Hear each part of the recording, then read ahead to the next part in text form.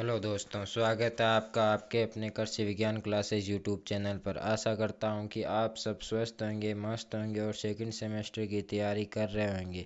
आपकी इसी तैयारी को मजबूत करने के लिए आज हम लेकर आए हैं सेकंड सेमेस्टर की एक सब्जेक्ट का टाइटल है सॉइल फर्टिलिटी मैनेजमेंट, जिसकी सभी क्लासेस और नोट्स आपको इसी चैनल पर कृषि विज्ञान क्लासेस यूट्यूब चैनल पर मिलने वाली है। इससे पहले यदि आप इस चैनल पर नए हैं और आपने अभी तक चैनल को सब्सक्राइब नहीं किया है तो चैनल को सब्सक्राइब कर दें और बेल आइकन को प्रेस कर दें।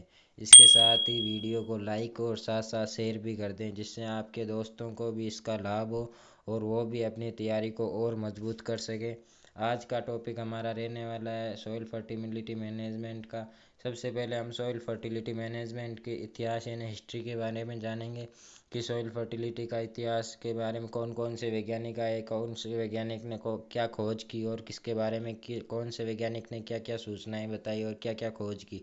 इसलिए आज का हमारा टॉपिक होने वाला है history of soil fertility management.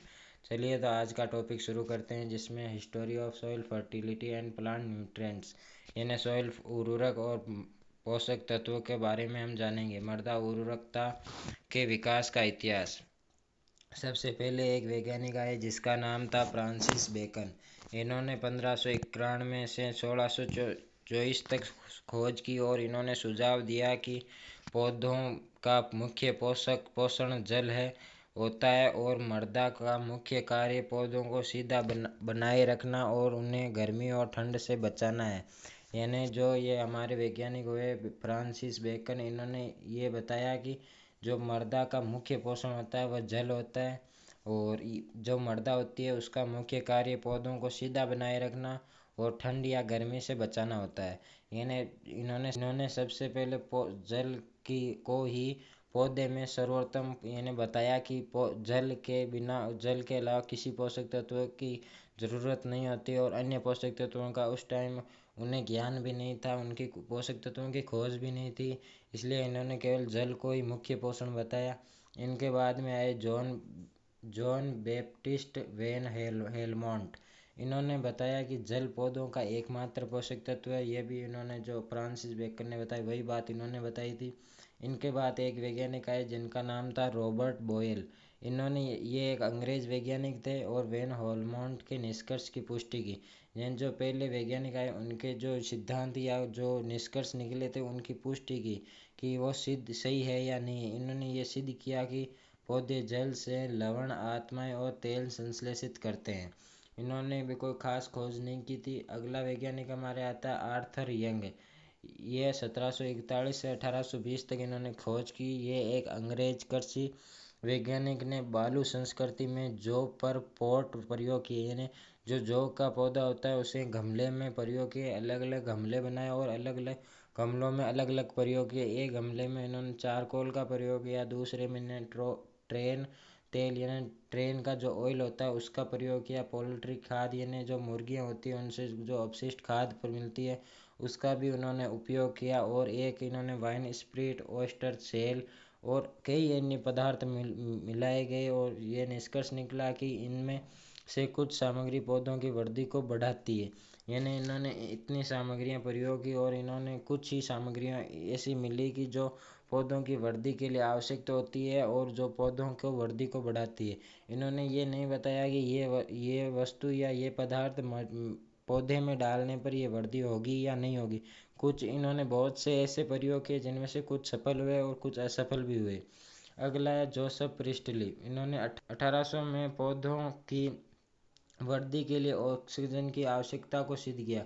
यानी ये पहले वैज्ञानिक हुए जिन्होंने बताया कि पौधों की वृद्धि के लिए ऑक्सीजन की आवश्यकता होती है। यह आपको कॉम्पिटिटिव एग्जाम में भी पूछा जा सकता है कि ऑक्सीजन की आवश्यकता को सर्वप्रथम किस वैज्ञानिक ने बताया या सिद्ध किया। इनका नाम है जोसेफ प्रिस्टली। मोस्ट है। अगला है जे बी बोस्सिन गोल्ट। इन ये एक फ्रांसीस रसायनज्ञ है ने क्षेत्र प्रयोग किया, यानी ये पहले वैज्ञानिक हैं जिन्होंने फील्ड में प्रयोग किया, इसलिए उन्हें फील्ड एक्सपेरिमेंट का जनक कहा जाता है।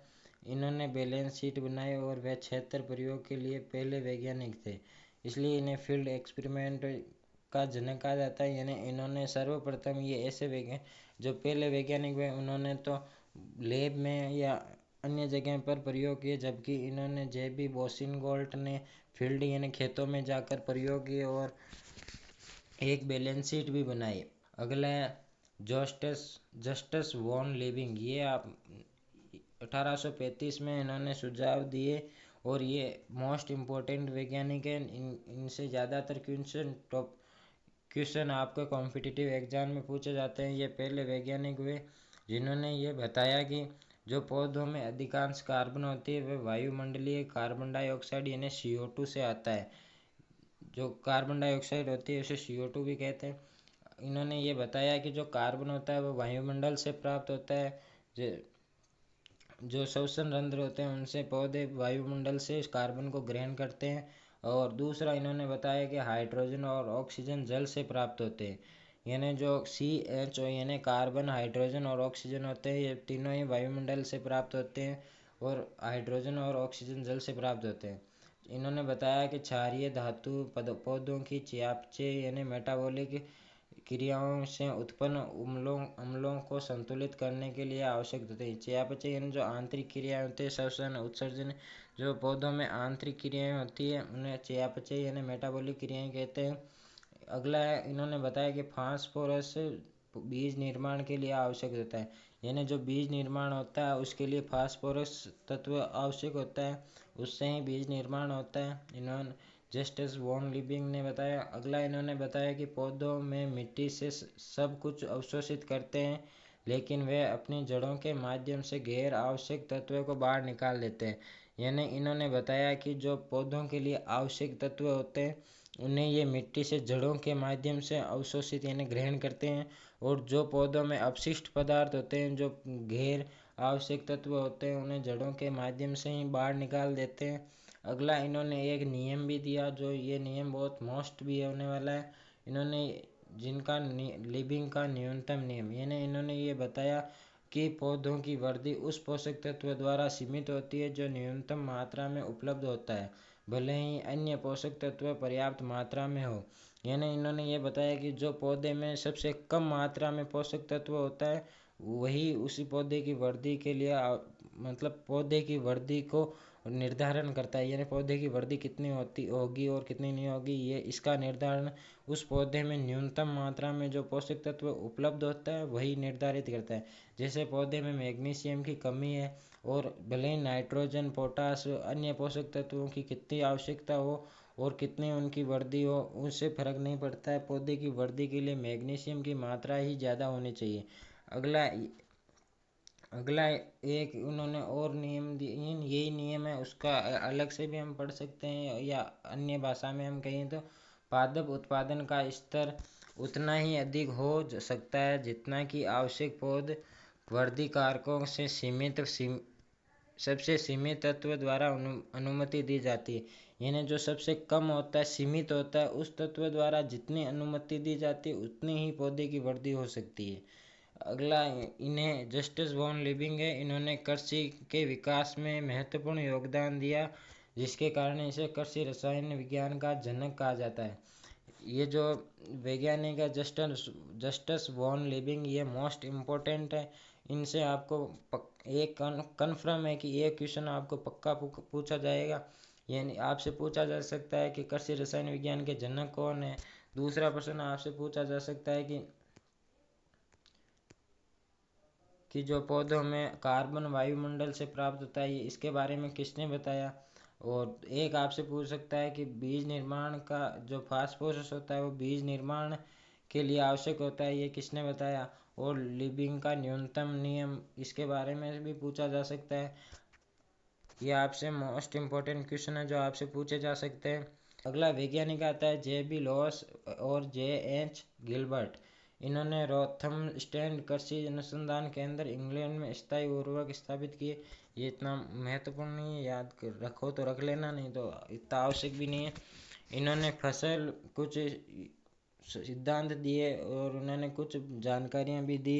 इन्होंने फसल को फास्फोरस और पोटास दोनों की आवश्यकता होती है, लेकिन पौधों की राख की संरचना से इन तत्वों की आवश्यकता को अनुमान नहीं लगाया जा सकता। यानी इन्होंने बताया कि जो फास्फोरस और पोटास होता है उन दोनों पोषक तत्वों की पौधों में आवश्यकता होती है, लेकिन जब पौधों को जलाकर उसकी राख बनाई गई, जो संरचना प्राप्त हुई उस उनसे इन तत्वों की वास्तविक आवश्यकता का अनुमान नहीं लगाया जा सकता।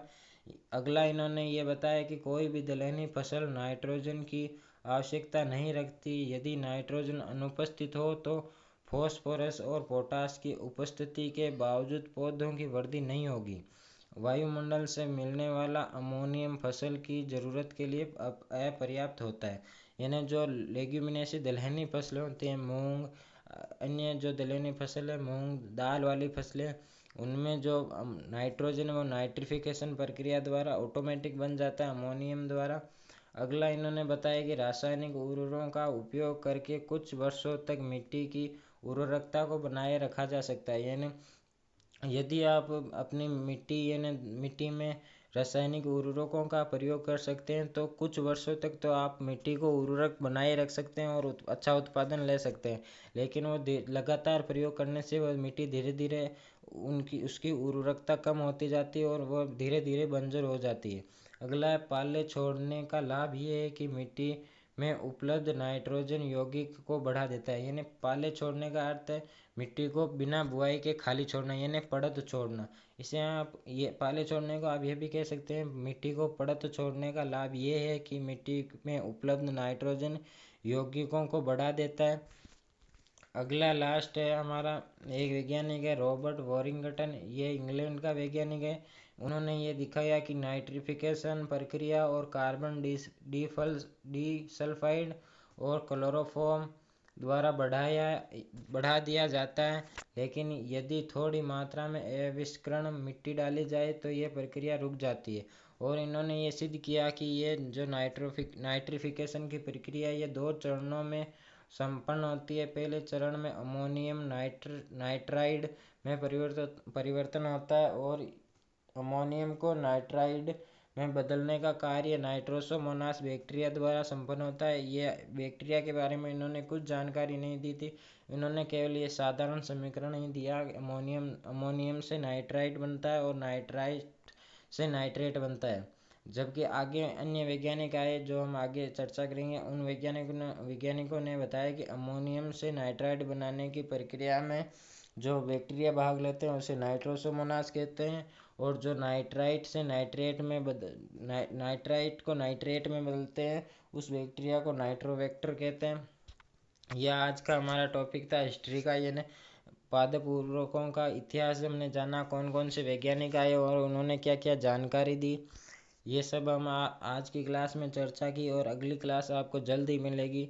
यदि आपको क्लास अच्छी लगी हो, वीडियो अच्छी लगी हो तो वीडियो को लाइक और साथ ही चैनल को सब्सक्राइब भी कर दें। अब पिछली क्लास में एक कमेंट आया था कि सर पीडीएफ कहाँ से मिलेगी।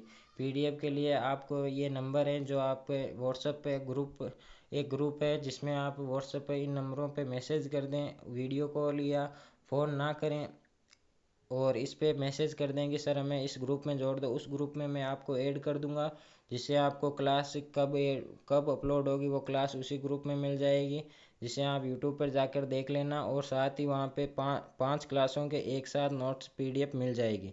धन्यवाद। जय जवान जय किसान।